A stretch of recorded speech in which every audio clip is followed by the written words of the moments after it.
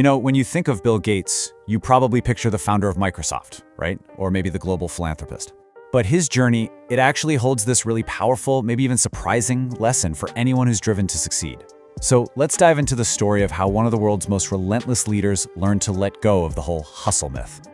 Okay, this right here, this is the mindset that built an empire. In a speech he gave back in 2023, Gates was super candid about his early days. His philosophy was simple. If you weren't working, you weren't winning. It was this kind of brutal equation that really defined the early culture at Microsoft. So what did that actually look like in practice?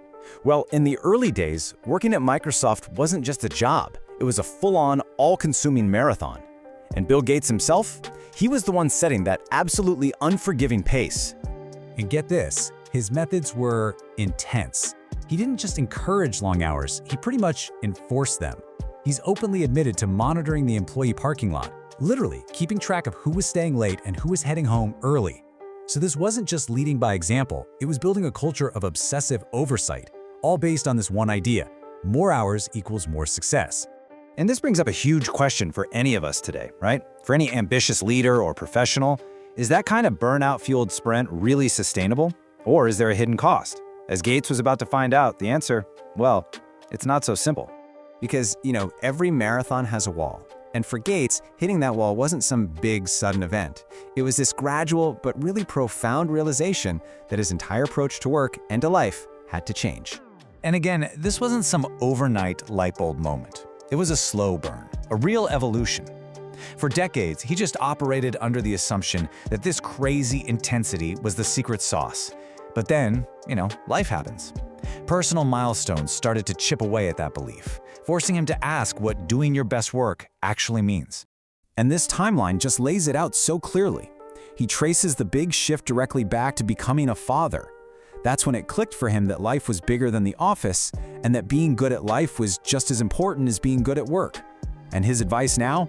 It's super direct. Hey, learn this lesson way faster than I did. I mean, this quote right here, it's a complete 180 from the guy who used to watch the parking lot.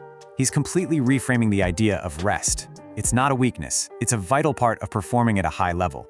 It's basically permission, from one of the most hardcore founders in history, to step back, recharge, and actually come back better. So, what happens when a leader who is just wired for intensity finally learns the value of patience and rest? Well, they don't stop being ambitious, not at all.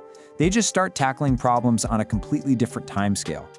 Just look at the contrast here between his old and new thinking. It's night and day. The old way was all about raw intensity, immediate results. The new mindset, it's all about playing the long game. He now says patience is a huge part of success. It's about nurturing relationships, celebrating the wins, and actually taking the time to recover from the losses. All things that you just can't do if you're grinding 24/7. And the results of this new approach? They are staggering. So what's this number? Over 50%? That's the reduction in childhood deaths since the year 2000, a core mission of the Gates Foundation. Now, that's not a problem you solve with a few all-nighters. That takes decades of patient, strategic, and sustainable work. It's the ultimate proof that this more balanced approach can literally change the world. So why does all this matter for you? Well, because Bill Gates' personal story gives us a practical blueprint for how to achieve big things without completely burning ourselves out in the process. It really boils down to these 4 key principles for success that lasts. And listen, these aren't just, feel-good platitudes, they're strategic moves. Gates is basically arguing that these things aren't distractions from the work, they are absolutely essential to the work. They're what fuel the creativity and the resilience you need for real long-term impact. And to really hammer home that first point, he often talks about his friend Paul Allen. Microsoft wasn't dreamed up in some sterile boardroom. It was born from a friendship between 2 kids who just loved computer magazines. That relationship was the bedrock for everything that came after. It's such a great reminder that our biggest professional wins are so often built on our deepest personal connections. So, in the end, Gates' evolution really challenges all of us with this one simple question. The relentless 24/7 hustle? Yeah, that might win you the next quarter.